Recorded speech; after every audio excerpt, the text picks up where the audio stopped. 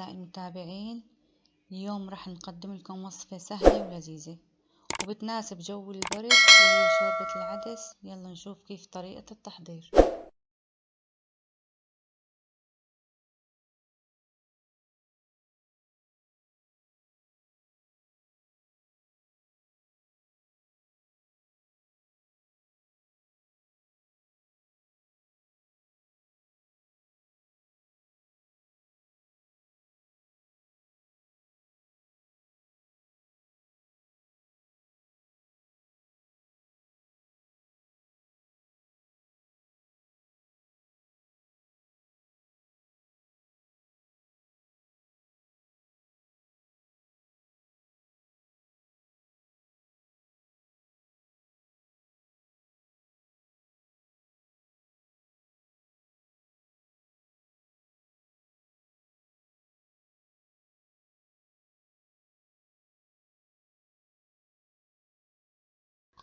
وهلا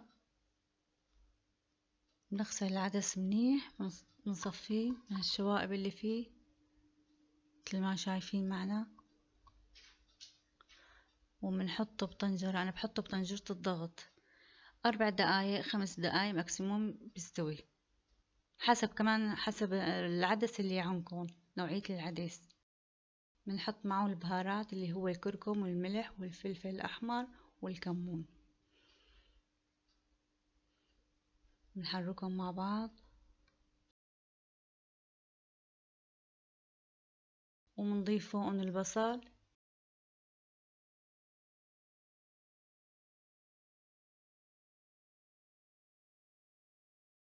وعندنا المي 5 أكواب لكل كاسة، يلي كاستين عدس 10 أكواب من المي، طبعا بنفس الكاسة اللي فيها كانت العدس.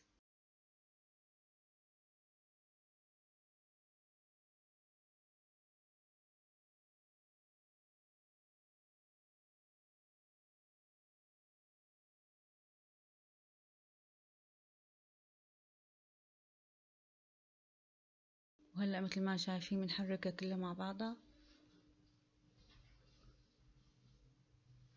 بنخليها لتغلي.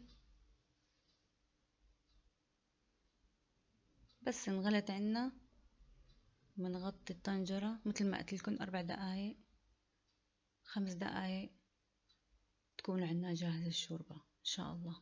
وهيك غطينا الطنجرة مع بعضنا، وشفنا درجة الحرارة لازم تكون عالية عنا. بعد ما تصفر عنا الطنجرة بنعير عليها 4 دقايق، وهيك صارت عنا الشوربة جاهزة، ريحتها بتاخد العقل وبتدفينا أيام البرد. منظرها بشهي. وهلا وقت التقديم مع خبز وليمون. طبعا الخبز مثل ما قلت لكم طريقة القلي، أو بتحبوا تحطوه بالفرن مع شوية زيت وبيتقرمش. وبالنهاية شوفوا كيف شكلها بشهي وطعمها لذيذ. صحتين وهنا للجميع. لا تنسوا تشتركوا معنا بالقناة وتعملوا لنا أحلى لايك وتفعلوا زر الجرس.